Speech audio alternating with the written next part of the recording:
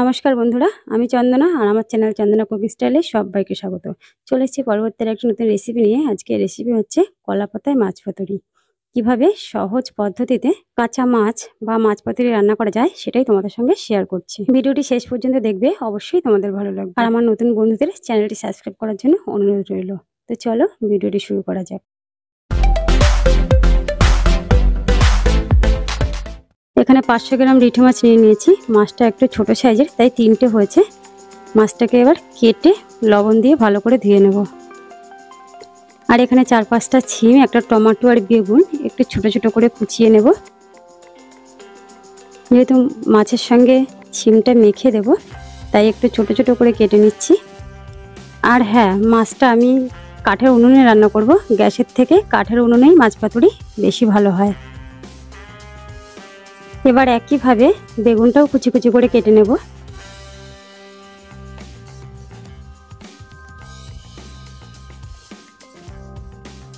টমেটোটাও কেটে নিচ্ছি।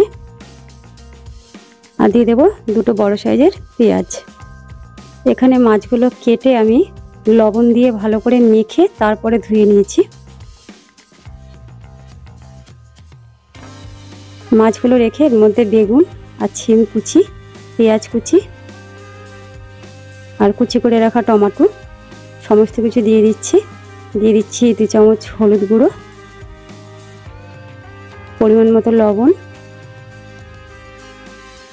1 চামচ জিরে গুঁড়ো, 1 চামচ লঙ্কা গুঁড়ো, হাফ কাপের একটু কম সরষের তেল। এবার দিয়ে দিচ্ছি 3 চামচ মতো আদা, কাঁচা লঙ্কা, রসুন বাটা।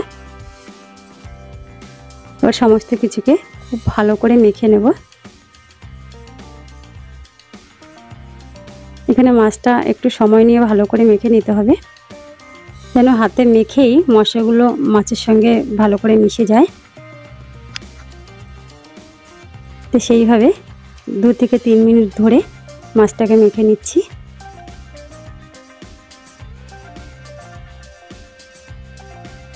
তো মশলাটা ভালো করে মাছ দিয়ে মাখা হয়ে গেছে। এবার আধ ঘন্টা এইভাবে ঢাকা দিয়ে রেখে দেব। এবার এখানে নিয়ে নিয়েছি কলা পাতার একেবারে মাথার দিকটা একটু ছোট করে কেটে নিয়েছি, দিয়ে ধুয়ে শুকনো ন্যাকড়া দিয়ে মুছে এবার তার মধ্যে সামান্য সরষের তেল দিয়ে কলা পাতাটার মধ্যে ভালো করে মেখে নিচ্ছি। এরপর এর মধ্যে মেখে রাখা মাছগুলো দিয়ে দিচ্ছি।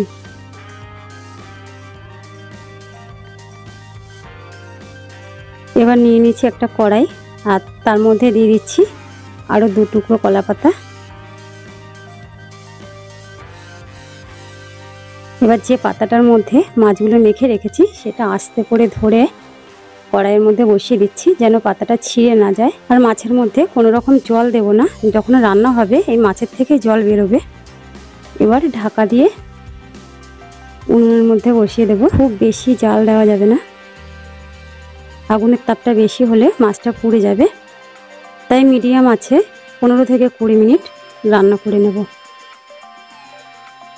আর 10 মিনিট রান্না করার পরে দেখো এখন কতটা জল বেরিয়ে গেছে।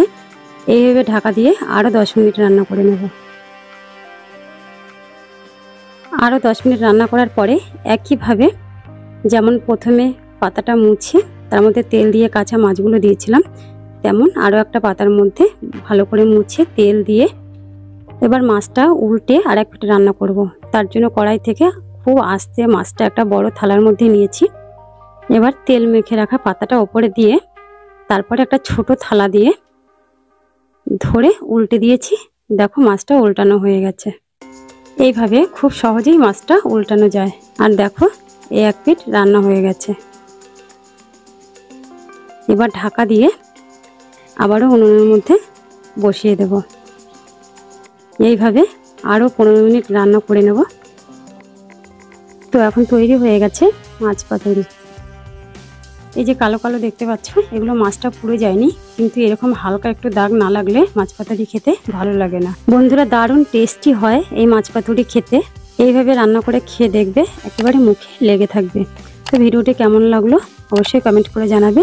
ভালো লাগলে একটি লাইক করবে। আবারও চলে আসবো তোমাদের সামনে পরবর্তী নতুন রেসিপি নিয়ে।